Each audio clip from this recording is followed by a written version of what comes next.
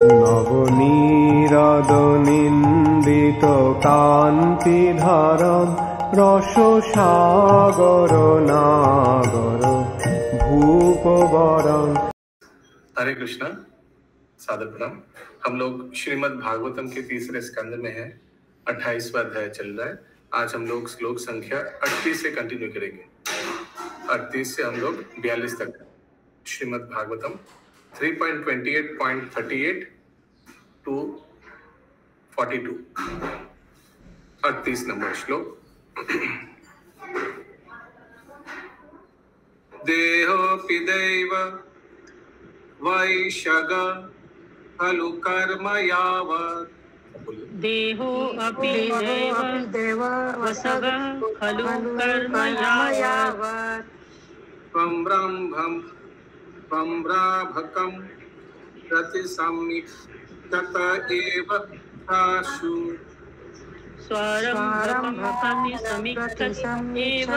एव सासु। तं सा प्रपञ्चमधिरूढ समाधियोग। तं प्रपञ्चमधिरूढ समाधियोगः। स्वप्नं पुनर्न भजते प्रतिबुद्धवस्तु। स्वप्नं पुनर्न भजते प्रतिबुद्धवस्तु। ऐसे मुक्त योगी के इंद्रियों सहित शरीर का भार भगवान अपने ऊपर लेते हैं और यह शरीर तब तक कार्य करता रहता है जब तक इसके देवाधीन कर्म समाप्त नहीं हो जाते। इस प्रकार अपनी स्वाभाविक स्थिति के प्रति जागरूक तथा योग की चरम सिद्धावस्था समाधि में स्थित मुक्त भक्त शरीर के गौण फलों को निजी कहकर स्वीकार नहीं करता। इस प्रकार यह अपने शारीरिक कार्यकलापों को स्वप्न में संपन्न कार्यकलाप सदृश मानता है। एक बार इंग्लिश में पढ़ता हूँ।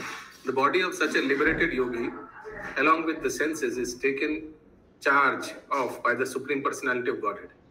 वो शरीर का निर्धारण करने का कौन दायित्व लेता है? भगवान साक्षात। And its functions until its denied activities are finished. The liberated devotee, जो मुक्त भक्त हैं, being awake to his constitutional position and thus situated in samadhi, जो समाधि में स्थित है, the highest perfectional stage of yoga, does not accept the byproduct of the material body as his own. Thus he considers his bodily activities to be like the activities of a body in a dream. वो शारीरिक स्थिति में है ही नहीं जो मुक्त भक्त है। तात्पर्य से और क्लियर होगा? तात्पर्य से और क्लियर हो जाएगा। फिर प्रश्न लेना ठीक है। हरे कृष्णा प्रभु, इसमें दैवाधीन कर्म क्या होते हैं? वही हम भी पूछ रहे हैं। कौन सा सेंटेंस में दिया हुआ है सुषमा शो माता जी? पहला, second, third, fourth? Third line. प्रभु जी थर्ड लाइन में, जब तक इसके दैवाधीन कर्म समाप्त नहीं हो जाते। यह शरीर तब तक कार्य करता रहता है जब तक इसके दैवाधीन कर्म समाप्त नहीं हो जाते। डेस्टिन्ड माने हिंदी में क्या बोला? फिर से बोलिए आस्ते करके। जब तक यह शरीर तब तक कार्य करता रहता है जब तक इसके दैवाधीन कर्म समाप्त नहीं हो जाते। दैवाधीन, इसका मतलब डेस्टिनेशन। इंग्लिश में लिखा है डेस्टिनेशन, यानी गंतव्य। जब तक शरीर का गंतव्य, यानी जब तक शरीर मृत नहीं हो जाता है तब तक शरीर का कार्य होते रहता है। ठीक है महामजी माता जी? थैंक यू प्रभु जी। तात्पर्य निम्नलिखित प्रश्न उठाए जा सकते हैं।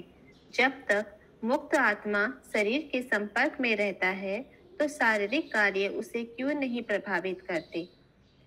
क्या वह भौतिक कार्यकलापों के कर्म तथा फल से कलमश ग्रसित नहीं हो जाता? ऐसे प्रश्नों के उत्तर में इस श्लोक में कहा गया है कि मुक्त आत्मा के भौतिक शरीर का भार भगवान अपने ऊपर ले लेते हैं। यह जीव की जीवनी शक्ति के कारण कार्य नहीं करता होता। वह विगत कर्मों के प्रतिक्रिया फल स्वरूप ही कार्य करता है। एक बिजली का पंखा बंद करने के बाद भी कुछ काल तक घूमता रहता है। यह गति विद्युत धारा के कारण नहीं होती, किंतु पिछली गति मुक्ति के सातत्य रूप में होती है। इसी प्रकार यद्यपि मुक्त जीव सामान्य जीव की भांति कार्य करता प्रतीत होता है, किंतु उसके कर्मों को विगत कर्मों के सातत्य के रूप में मानना होगा। स्वप्न में मनुष्य अपने को अनेक शरीरों में विस्तारित देख सकता है, किंतु जगने पर वह यह समझ सकता है कि ये सारे शरीर झूठे थे। इसी प्रकार यद्यपि मुक्त जीव के शरीर के गौण फल यथा बच्चे, पत्नी, घर आदि होते हैं, किंतु वह इन शारीरिक विस्तारों की पहचान अपने आप से नहीं करता। वह जानता है कि ये सब भौतिक स्वप्न की उपज है। स्थूल शरीर पदार्थ के स्थूल तत्वों से बना है और सूक्ष्म शरीर मन, बुद्धि, अहंकार तथा कल्मषग्रस्त चेतना से बना है। यदि मनुष्य स्वप्न में सूक्ष्म देह को झूठा मान सकता है और अपनी पहचान उस देह से नहीं करता, तो निश्चित रूप से वह एक प्रबुद्ध व्यक्ति को सूक्ष्म शरीर के साथ भी अपनी पहचान नहीं करनी चाहिए। जिस प्रकार प्रबुद्ध व्यक्ति स्वप्न में देखे शरीर के कार्यकलापों से कोई संबंध नहीं रखता, उसी तरह मुक्त आत्मा का वर्तमान शरीर के कार्यकलापों से कोई संबंध नहीं होता। दूसरे शब्दों में, चूंकि वह अपनी स्वाभाविक स्थिति से अवगत रहता है, अतः वह देहात्म बुद्धि को कभी स्वीकार नहीं करता। हरे कृष्ण। हरे कृष्ण। किसी का कोई प्रश्न है? अगला श्लोक 39 नंबर। यथा हरे कृष्ण प्रभु जी, ये कैसे मुक्त आत्मा के भौतिक गूगल लोकेशन। हरे कृष्ण। तात्पर्य का 1 2 3 4 5 6 लाइन 5 लाइन या सेंटेंस बताइए, कितना नंबर सेंटेंस है। क्वेश्चन है ना, ऐसे प्रश्नों के उत्तर में इस श्लोक में कहा गया है कि मुक्त आत्मा के भौतिक शरीर का भार भगवान अपने ऊपर ले लेते हैं। कैसे लेते हैं? इसका फिर उसके बाद क्या लिखा है, पढ़िए। यह जीवन की जीवनी शक्ति के कारण कार्य नहीं करता होता। जिस तरह पंखा चलाने के बाद पंखा बंद कीजिएगा तो थोड़ा घूमेगा ब्लेड, उस तरह भक्ति में आने के बाद भी भक्त लोग का जीवन में कष्ट आता है। तो क्यों आता है? पापमय जीवन के लिए। अरे वो तो अभी कुछ पाप नहीं कर रहा है, तो क्यों आता है? आगे जो पाप किया था उसका फल स्वरूप। ठीक है ना? अभी तक ठीक है? तो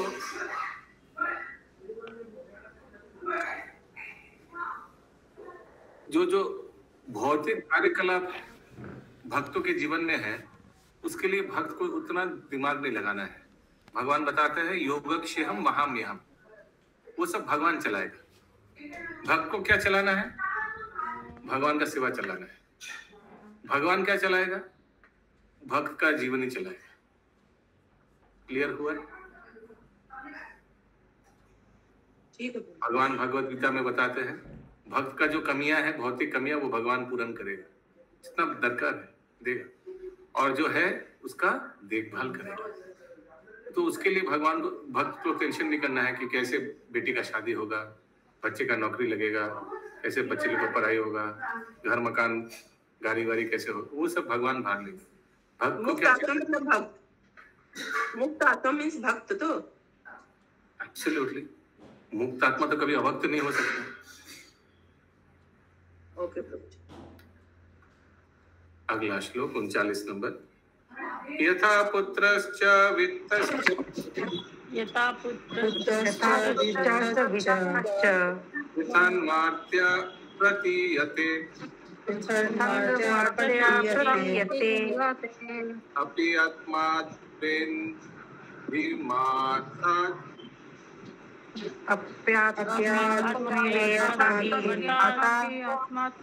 देहादेह पुरुषस्तथा।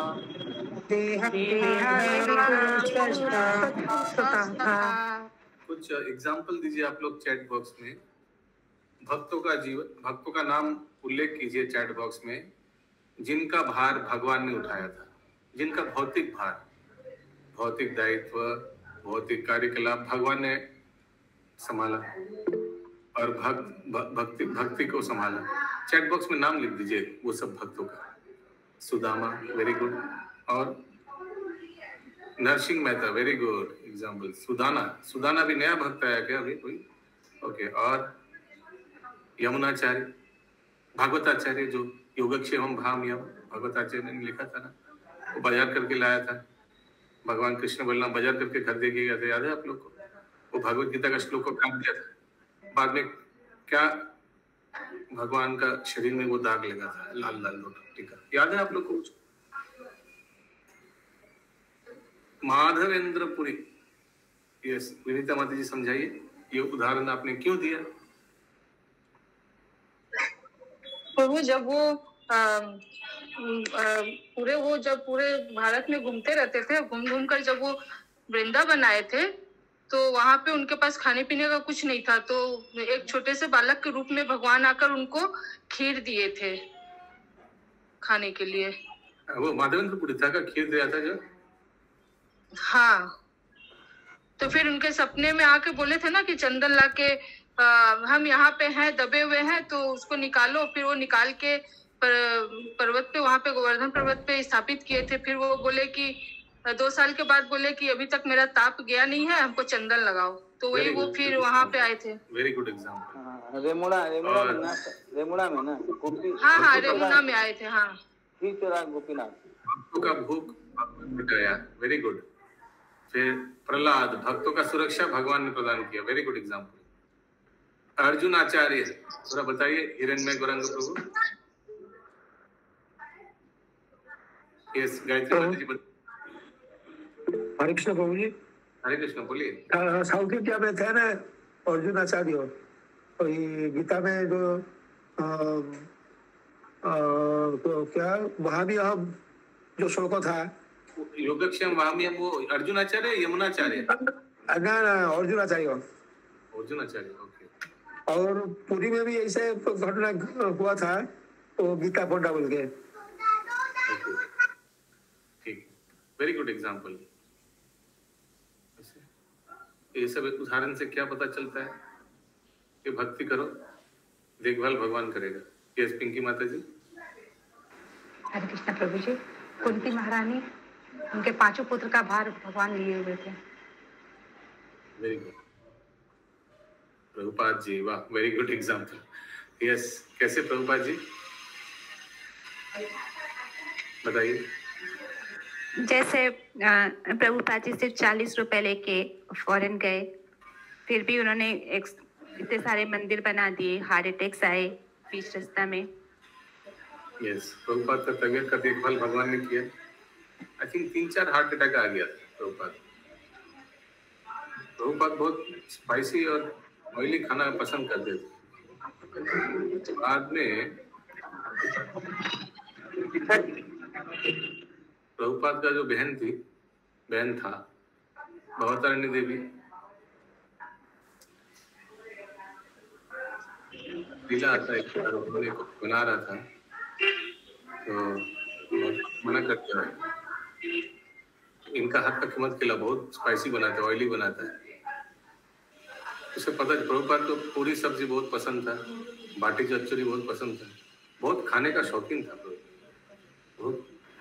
हरे कृष्ण प्रभु जी। हम उनके बुक में एक बार पढ़े थे कि उनके जो भक्त जो कुक करते थे उनके लिए, वो जब प्रभुपाद का तबीयत नहीं ठीक था तो वो कम मसाला और मिर्ची कम डाल के सब्जी बनाए थे। बाटी चच्चड़ी न क्या, अरे गुस्सा हो गए थे, एकदम बोलने लगे। उसमें मतलब पूरा लिखा हुआ था डिटेल्स में।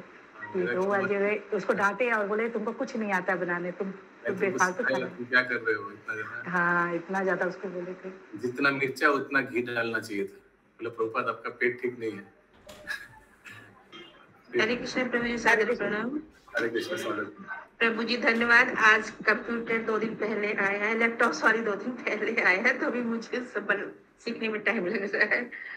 अरे प्रभु जी, वो भक्ति चारू महाराज जी जब बाटी चढ़चढ़ी बनाए तब प्रभुपाद उनको डांटे थे कि तुमको हमने सिखाया था फिर भी तुम अच्छा से नहीं बना पाए, ऐसे नहीं बनता है। उन्हीं को उन्होंने डांटा था। जितना मिर्ची उतना घी डालना चाहिए था। हाँ, यस प्रभु। आपका प्रभुपाद आपका पेट हजम नहीं कर पाएगा, आपका डाइजेशन पावर कम हो गया है अभी। फिर बाद में प्रभुपाद ने बोला कि हम बुरा हो गया, बहुत डांटते तुम लोग को ना। यस प्रभु। तो फिर गुरु महाराज ने रो दिया, बोला वो डांट अच्छा था, ये प्रभुपाद सॉरी बोल रहे, इससे अच्छा वो डांट उनको ज्यादा पसंद था। यस प्रभु, यस यस। बहुत सुंदर, करुणा सुंदर। हाँ मातृप्रिया माता जी, साउंड इज नॉट क्लियर। प्रभु जी मैं बाहर हूँ, मैं बाद में बोलती हूँ प्रभु जी। नहीं बोलिए। प्रभु जी भगवान ने प्रभुपाद जी का मदद भी किया था कि अमेरिका वो गए थे, उनको रहने के लिए स्थान नहीं था। प्रभु जी एक वृक्ष के नीचे बैठ के उन्होंने प्रचार किया था सब भक्तों को, सब बनाने के लिए सबको।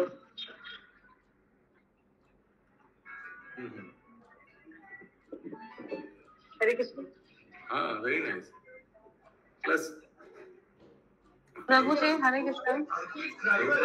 हम लोग सब व्यवस्था, जाने का टिकट, भक्त लोग का सहायता, सब व्यवस्था भगवान ने कर दिया। बोलिए कुछ माता। हम सभी तो उदाहरण है ना, हम लोग के भी तो पीछे भगवान खड़े ही है ना सहायता के लिए। हरी बोल, वेरी नाइस। ठीक है ना प्रभु जी, हिज होलीनेस जय पताका स्वामी महाराज भी तो है। एब्सोल्युटली, उनका भी शरीर का देखभाल तो प्रभुपाद कर रहे हैं, सॉरी भगवान कर रहे हैं। हाँ जी, उसीलिए प्रचार कर पा रहे हैं। Very nice, good example. Continue please माता जी। परिवार तथा संपत्ति के प्रति अत्यधिक स्नेह के कारण मनुष्य पुत्र तथा संपत्ति को अपना मानने लगता है और भौतिक शरीर के प्रति स्नेह होने से वह सोचता है कि यह मेरा है। किंतु वास्तव में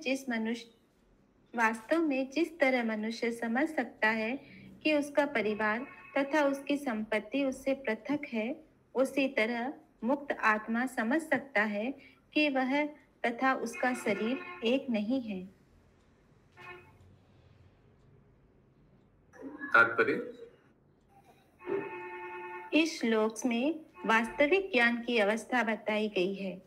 बच्चे तो अनेक हैं, किंतु कुछ को हम अपने स्नेह के कारण अपने पुत्र पुत्री रूप में स्वीकार करते हैं। यद्यपि हम यह भली भांति जानते हैं कि ये बच्चे हमसे पृथक है। इसी प्रकार धन के लिए अत्यधिक स्नेह होने के कारण बैंक में जमा संपत्ति को हम अपनी मानते हैं। इसी प्रकार हम कहते हैं कि यह शरीर हमारा है क्योंकि इसके प्रति हमें स्नेह है। हम कहते हैं कि यह मेरा शरीर है। फिर हम अपने स्वामित्व भाव को बढ़ाते हुए कहते हैं यह मेरा हाथ है, यह मेरा पैर है, यह मेरी बैंक बचत है, यह मेरा पुत्र है, मेरी पुत्री है, आदि आदि। किंतु वास्तव में हम जानते हैं कि पुत्र तथा संपत्ति हमसे भिन्न है। यही हाल इस शरीर का है। हम अपने शरीर से पृथक है, यह समझने का प्रश्न है और सही सही समझना ही प्रतिबुद्ध कहलाता है। भक्ति या कृष्ण चेतना के विषय में ज्ञान प्राप्त करके मनुष्य मुक्त बन सकता है। हरे कृष्ण।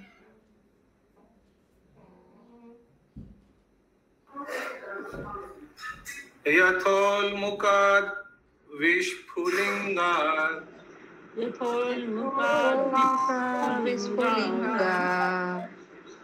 धूमात् वा विश्वसंभवात्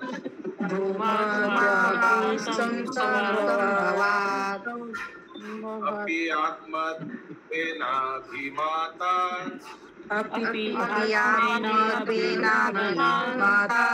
यथाग्नि पृथगुल्मुखात्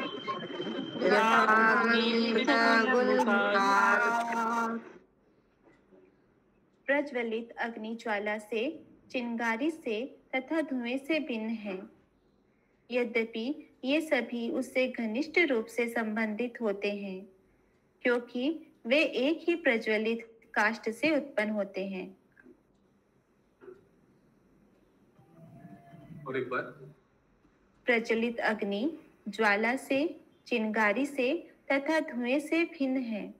यद्यपि ये सभी उससे घनिष्ठ रूप से संबंधित होते हैं, क्योंकि वे एक ही प्रज्वलित काष्ठ से उत्पन्न होते हैं। ओके, बिना तात्पर्य देखते हुए बताइए, ठीक उस तरह क्यों उत्पन्न किया गया? ठीक उस तरह कुछ तो शेमलेसली पर भी ले रहा है मना करने के बाद। ठीक उस तरह हाँ, हरे कृष्ण प्रभु जी। हाँ बोलिए। उसी काष्ठ से क्योंकि निकल रहा है ना, उसी अग्नि के लौ से धीरे निकल रहा है सब चीज, लेकिन अलग है। तो हाँ, ठीक उस तरह क्यों चिंगारी भी हल्का सा बॉडी में पड़ने से वो भी जलन के भाव देगा, जिस तरह से आग। ठीक सिमिलरली पूरा सेंटेंस को कंप्लीट कीजिए। सिमिलरली भक्त भी भक्ति द्वारा,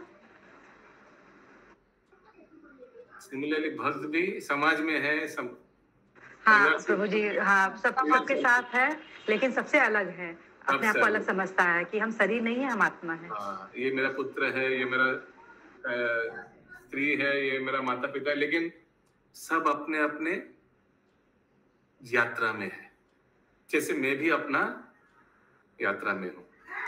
फिर से अभी अनुवाद करिए। प्रज्वलित अग्नि ज्वाला से, चिंगारी से तथा धुएं से भिन्न है। यद्यपि ये सभी उससे घनिष्ठ रूप से संबंधित होते हैं, क्योंकि वे एक ही प्रज्वलित काष्ठ से उत्पन्न होते हैं। एक ही फैमिली, एक ही छत के नीचे, लेकिन सब अलग अलग अपने अपने जर्नी में। तात्पर्य, यद्यपि प्रज्वलित काष्ठ, चिंगारियां, धुआं तथा लो पृथक पृथक नहीं रह सकते, क्योंकि प्रत्येक अग्नि का अंश रूप है, फिर भी वे एक दूसरे से पृथक है। अल्पज्ञ धुएं को अग्नि मान लेता है, यद्यपि अग्नि तथा धुआं सर्वथा पृथक है।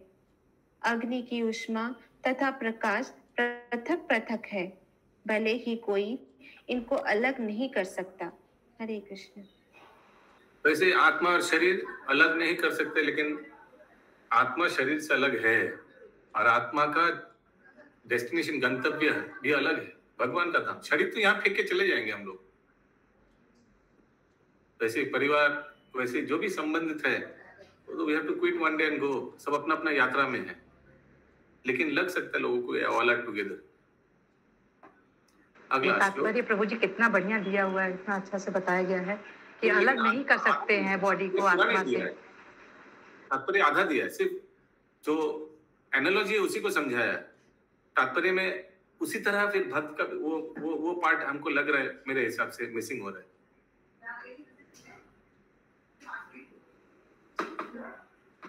41 नंबर, भूतेन्द्रियांत करणात्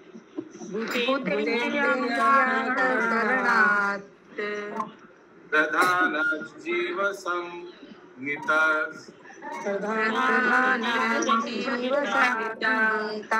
आत्मा तथा पृथक द्रष्टा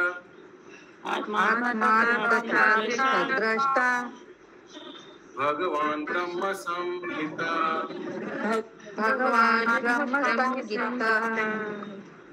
जिनका बैकग्राउंड में बहुत भयंकर नॉइज आ रहा है, उन लोग अनम्यूट मत करिए। अनुवाद,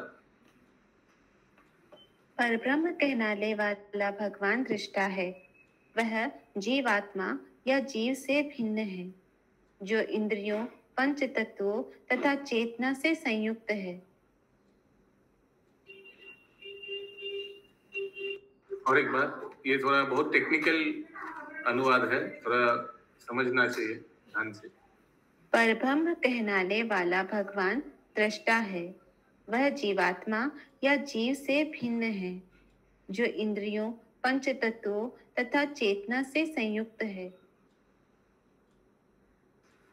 इंद्रियों, पंच तत्व और चेतना से संयुक्त कौन है? जीव या भगवान? जीव। तात्पर्य, यहाँ पर परब्रह्म की स्पष्ट अवधारणा प्रस्तुत की गई है। जीवात्मा भौतिक तत्वों से भिन्न है और परम पुरुष या भगवान जो भौतिक तत्वों के सृष्टा है, प्रत्येक जीवात्मा से भिन्न है। भगवान चैतन्य ने इस अवधारणा को अचिंत्य भेदाभेद तत्व के रूप में स्थापित किया है। प्रत्येक वस्तु अन्य किसी वस्तु से एक ही समय अभिन्न और भिन्न होती है। परमेश्वर की भौतिक शक्ति द्वारा उत्पन्न यह दृश्य जगत भी उनसे अभिन्न तथा साथ ही भिन्न भी है। भौतिक शक्ति परमेश्वर से अभिन्न है, किंतु साथ ही भिन्न प्रकार से कार्यशील होने के कारण यह शक्ति परमेश्वर से भिन्न है। इसी प्रकार प्रत्येक जीवात्मा परमेश्वर से अभिन्न तथा भिन्न है। यह एक ही समय अभिन्न तथा भिन्न की अवधारणा भागवत मत का सही निष्कर्ष है, जिसकी पुष्टि यहाँ पर कपिल देव द्वारा हुई है। जीवों की तुलना अग्नि की चिंगारियों से की गई है। जैसा कि पिछले श्लोक में कहा गया है, अग्नि, लौ, धुआं तथा काष्ठ सभी मिले हुए हैं। यहाँ पर जीवात्मा, भौतिक तत्व तथा परमात्मा परस्पर मिले हुए हैं। हरे कृष्ण। तो आप लोग देख सकते हैं पहला पैराग्राफ में श्रील प्रभुपाद अचिंत्य भेदाभेद का तत्व बता रहे हैं। सेकंड पैराग्राफ में भगवान की अंश है जीव, वो तत्व समझा रहे हैं। ठीक है दिलीप प्रभु, उसी लिए चिंगारी का उदाहरण दिया है। Continue please. हर एक पैराग्राफ में एक एक नया टॉपिक डिस्कस करेंगे प्रभुपाद, लेकिन श्लोक से लेकर, वही श्लोक से जो श्लोक है उसी से लेकर एक एक पॉइंट डिस्कस। Please continue. जीवों की स्थिति अग्नि की चिंगारियों जैसी है। भौतिक शक्ति की तुलना धुएं से की गई है। अग्नि भी परमेश्वर का अंश है। विष्णु पुराण में कहा गया है कि हम भौतिक या आध्यात्मिक जगत में जो कुछ देखते या अनुभव करते हैं वह परमेश्वर की विभिन्न शक्तियों का ही विस्तार है। जिस प्रकार अग्नि एक स्थान में रहकर ऊष्मा तथा प्रकाश वितरित करती है, उसी प्रकार भगवान अपनी विभिन्न शक्तियों को संपूर्ण सृष्टि भर में वितरित करते हैं। वैष्णव दर्शन के 4 सिद्धांत है: शुद्ध, अद्वैत, द्वैत, अद्वैत, विशिष्ट अद्वैत तथा द्वैत। वैष्णव दर्शन के ये चारों सिद्धांत भागवत के इन 2 श्लोकों में कथित अधिकारों पर आधारित है। हरे कृष्ण। लास्ट वाला पैराग्राफ फिर से प्लीज। वैष्णव दर्शन के 4 सिद्धांत है: शुद्ध अद्वैत, द्वैत अद्वैत, विशिष्ट अद्वैत तथा द्वैत। वैष्णव दर्शन के ये चारों सिद्धांत भागवत के इन 2 श्लोकों में कथित अधिकारों पर आधारित है।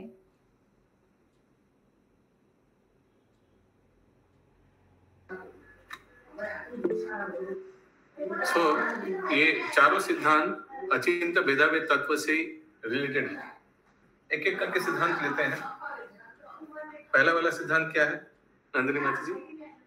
शुद्ध अद्वैत। शुद्ध अद्वैत ब्रैकेट में प्यूरिफाइड वननेस। अद्वैत माने एक। अद्वैत का ऑपोजिट क्या है? द्वैत माने 2। तो शुद्ध अद्वैत, प्यूरिफाइड वननेस, इसका फिलोसॉफी का क्या है कि भगवान एक ही है। भगवान एक ही है, शुद्ध अद्वैत। सेकंड वाला क्या है? द्वैत अद्वैत। सो भगवान एक है, लेकिन भगवान से विस्तार होकर जीव द्वैत है।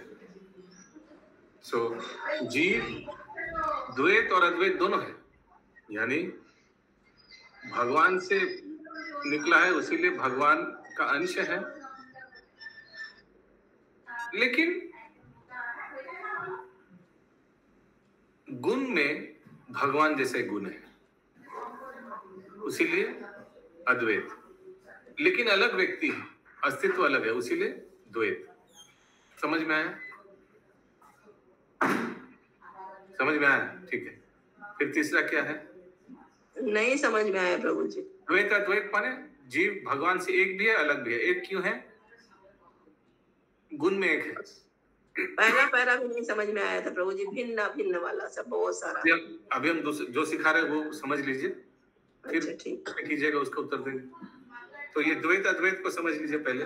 साइमल्टेनियसली एक ही संघ में, एक ही एट अ टाइम अगर मैं उदाहरण दूं, शशि माता जी भगवान से एक है, अलग भी है। एक कैसे है? भगवान में जो गुण है वो शशि माता जी में भी है।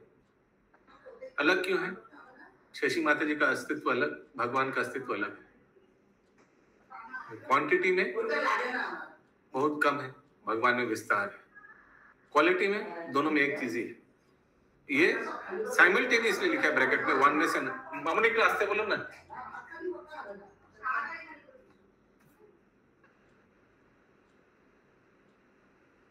So simultaneously oneness and different. ठीक है, ये दूसरा फिलोसफी है। तीसरा क्या है? विशिष्ट अद्वैत। विशिष्ट अद्वैत फिलोसफी। अद्वैत माने वन, साइमल्टेनियसली वन। तो जीव भगवान, जीव के मृत्यु के बाद कभी भगवान नहीं हो सकता है। Is exclusively one. ऐसा नहीं भगवान से अलग हुआ है, भगवान का अंश है, लेकिन भगवान में कभी विलीन नहीं हो पाएगा। विशिष्ट अद्वैत इंग्लिश में लिखा है, इंग्लिश में ये लिखा है, आई मीन इसका क्यों ब्रैकेट में नहीं लिखा है, सॉरी। ओके, क्लियर हुआ खुशबू माता जी? विशिष्ट अद्वैत का अर्थ क्या है? Exclusively one Krishna, no one can merge. उनसे निकला है लेकिन उनमें मर्ज कोई नहीं होगा। चौथा क्या है? द्वैत। द्वैत। तो जीव और भगवान अलग है। जीव का अस्तित्व अलग, भगवान का अस्तित्व अलग। Individuality is different. किसी का कोई प्रश्न है इन चारों फिलोसफी के ऊपर? ये चारों चार संप्रदाय से मिला है। सेकेंड वाला फिलोसफी हम लोग का संप्रदाय से मिला है, ब्रह्म संप्रदाय से। उसीलिए चार फिलोसफी है। भागवतम में चारों को कंबाइन करके अचिंत्य भेदाभेद तत्व बनाया है महाप्रभु ने। ये चारों फिलोसफी को कंबाइन करके अचिंत्य भेदाभेद तत्व बनाया है गौरांग महाप्रभु ने। बोलिए शशि माता जी, क्या प्रश्न है? पहले हाँ बताइए प्रॉब्लम। पहला पैरा जो है प्रभु जी, परमेश्वर की भौतिक शरीर द्वारा उत्पन्न किया। कौन सा सेंटेंस? ये 5वां लाइन, अचिंत्य भेदाभेद के बाद वाला। हाँ बोलिए।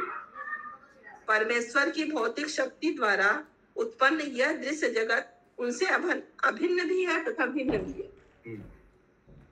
कहाँ प्रॉब्लम है? कौन सा तो कैसे अभिन्न है और कैसे भिन्न है?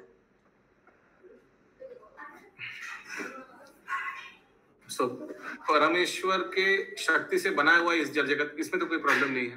भगवान का भगवान का शक्ति से बनाया हुआ जगत भिन्न भी है और एक भी है। भिन्न कैसे है? भगवान यहाँ भगवान भिन्न है और एक भी है। तो भगवान यहाँ है भी और नहीं भी है। भगवान का धाम अलग है, ठीक है।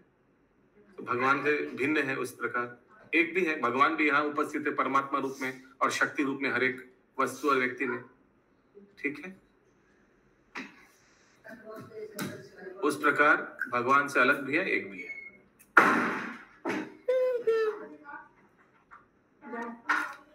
यस, केशवी करुणेश्वरी माता जी। हरे कृष्ण प्रभु। প্রভু এই বৈষ্ণব দর্শনের চারটি মতবাদ হচ্ছে, ওই শুদ্ধাদ্বৈতটা আরেকবার একটু যদি বুঝিয়ে বলেন। কোনটা? চারটির মধ্যে কোনটা বুঝিয়ে বলুন? প্রথমটা শুদ্ধাদ্বৈত। মানে Krishna is exclusively one, nobody can merge into হিম। আচ্ছা, বিশিষ্ট অদ্বৈতবাদ, পিউরিফাইড ওয়াননেস। ওই জন্য merging into Krishna not possible. Individuality maintained. কৃষ্ণের সঙ্গে এক হয়ে যেতে পারে না, না কেউ। বলতে চাইছে পরমেশ্বর ভগবান হচ্ছেন সম্পূর্ণ, ওম পূর্ণমাদা পূর্ণমিদম পূর্ণাৎ পূর্ণমুদচ্যতে। এই বিশিষ্ট অদ্বৈতবাদের এক্সপ্লেনেশনে এই শ্লোকটাই কোট করা হয় এই উপনিষদে।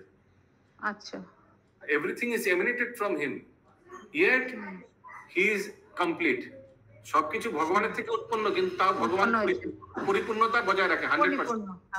মানে 1 - 1 = 1। প্রভুপাদ এই উদাহরণটি দেয় এই শ্লোকের এক্সপ্লেনেশনে। প্রভুপাদ বলেন 1 - 1 = 1। এই বিশিষ্ট অদ্বৈতবাদের এক্সপ্লেনেশন। মানে 1 থেকে যদি 1 নিয়ে না হয় তাহলে তো সাধারণত শূন্য হওয়া উচিত, কিন্তু শূন্য হবে না, 100% থাকবে।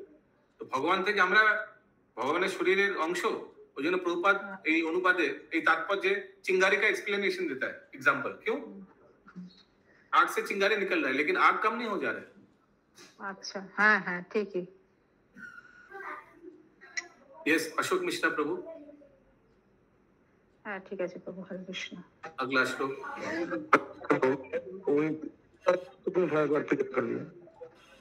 Sound is not clear. विशिष्ट अद्वैत, तो विशिष्ट अद्वैत यस, विशिष्ट अद्वैतवाद। विशिष्ट अद्वैत, सो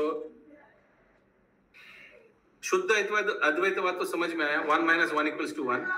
विशिष्ट अद्वैतवाद में that nothing can be merged into supreme lord।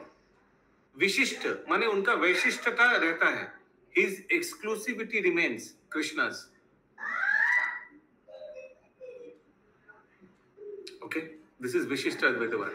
ये शायद रुद्र संप्रदाय आपको इन कहा जाएगा कि विशिष्ट अद्वैत मतलब सिर्फ एक है और द्वितीय नहीं है। अद्वितीय विशिष्ट अद्वैतवाद। पहले कहा गया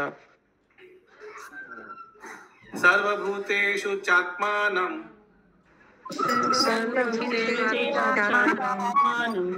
सर्वभूतानि चात्मनि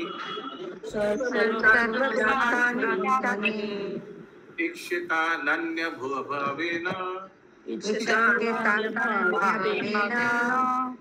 भूतेषु तदात्मनम्।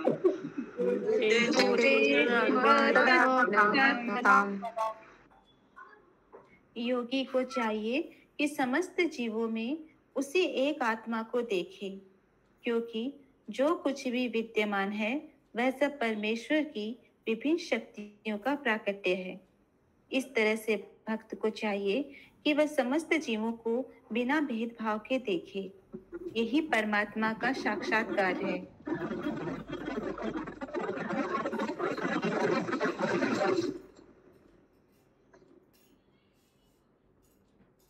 और एक बार माता जी।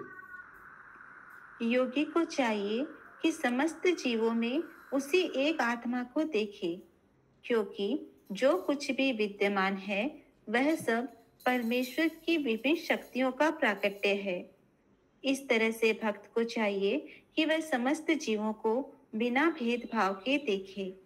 यही परमात्मा का साक्षात्कार है। तात्पर्य जैसा कि ब्रह्म संहिता में कहा गया है, परमात्मा न केवल प्रत्येक ब्रह्मांड में प्रवेश करता है, अपितु वह परमाणुओं तक में प्रवेश कर जाता है। परमात्मा सर्वत्र सुप्त अवस्था में विद्यमान है, और जब कोई उसकी उपस्थिति को सर्वत्र देखता है तो वह भौतिक उपाधियों से मुक्त हो जाता है। यस,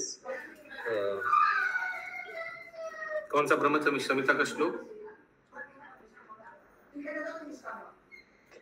एको अग्रसरो रचयितुं जगदण्ड कोटि यत्शक्तियस्य जगदण्डं गोविंदादिपुरुषं भजामि। और लास्ट वाला पार्ट कोई बताइए, कौन सा श्लोक मिलता जुलता है? जब भगवान का उपस्थिति सब जगह देखता है। लास्ट वाला पार्ट पढ़िए नंदिनी माता जी। सर्वोपाधि विनिर्मुक्तम। पूरा नहीं आता प्रभु जी वाला, थोड़ा वो मैचिंग हो रहा है, ज्यादा मैचिंग नहीं हो रहा है इस श्लोक से। फिर से लास्ट वाला पार्ट पढ़िए माता जी। जब कोई उसकी उपस्थिति को सर्वत्र देखता है तो वह भौतिक उपाधियों से मुक्त हो जाता है। सर्वत्र देखते हैं। सर्वयोनिषु कौन्तेय मूर्तयः संभवन्ति। इसका बाकी दो लाइन क्या है? ये थोड़ा मैचिंग हो रहा है इससे। आशा ये थोड़ा मैचिंग हो रहा है। सर्वयोनिषु कौन्तेय, सर्वयोनिषु मिल गया। सर्वयोनिषु कौन्तेय मूर्तया संभवन्ति तसं ब्रह्मा महद्योनिर अहम बीजा प्रजापिता सॉरी नहीं प्रजापिता, ये नहीं हो रहा मैचिंग। उपाधियों से मुक्त होता है, वो तो थोड़ा वो मैचिंग हो रहा है। सर्वोपाधि विनिर्मुक्तम, थोड़ा मैचिंग हो रहा है। नेक्स्ट अनुवाद या बोलिए बड़ा लंबरी माता जी। हरी बोल रहा था ये वासुदेव सर्वमिति आएगा। वासुदेव सर्वमिति स महात्मा सुदुर्लभ वासुदेवम सर्व, थोड़ा उधर मैचिंग, उपाधियों से मुक्त, वो मैचिंग नहीं हो रहा। या तात्पर्य सर्वभूतेषु शब्द को इस प्रकार समझा जा सकता है। जीवों की 4 भिन्न भिन्न श्रेणियां हैं। उद्दीभज पृथ्वी से उत्पन्न, अंडज अंडे से उत्पन्न, श्वेदज पसीने या खमीर से उत्पन्न तथा पिंडज भूर्ण से उत्पन्न। जीवों की इन 4 श्रेणियों की 84 लाख योनियां हैं। जो व्यक्ति भौतिक उपाधियों से मुक्त हो जाता है वह एक ही प्रकार के आत्मा को सर्वत्र या प्रत्येक जीव में देखता है। अल्पज्ञानी व्यक्ति सोचता है कि पौधे तथा घास पृथ्वी से स्वतः उग आते हैं, किंतु जो बुद्धिमान है और जिसे आत्मज्ञान है वह देखता है कि वह वृद्धि स्वतः नहीं होती। इसका कारण आत्मा है और विभिन्न परिस्थितियों में भौतिक शरीर विभिन्न रूपों में प्रकट होते हैं। प्रयोगशाला में सड़न की क्रिया से अनेक जीवाणु पैदा होते हैं, किंतु इसका कारण आत्मा की उपस्थिति है। भौतिकतावादी विज्ञानी सोचता है कि अंडे जीव रहित है, किंतु यह तथ्य नहीं है। हमें वैदिक साहित्य से ज्ञात होता है कि विभिन्न परिस्थितियों में भिन्न भिन्न रूपों वाले जीव उत्पन्न होते हैं। चिड़िया अंडे से निकलती है तथा पशु एवं मनुष्य भूर्ण से उत्पन्न है। योगी या भक्त की पूर्ण दृष्टि इसमें होती है कि वह सर्वत्र जीवात्मा की उपस्थिति देखता है। हरे कृष्ण। सर्वयोनिषु यही अर्थ है। सर्वभूतेषु चात्मनाम। ग्रंथराज श्रीमद् भागवतम की जय। जय। प्रभुपाद की जय।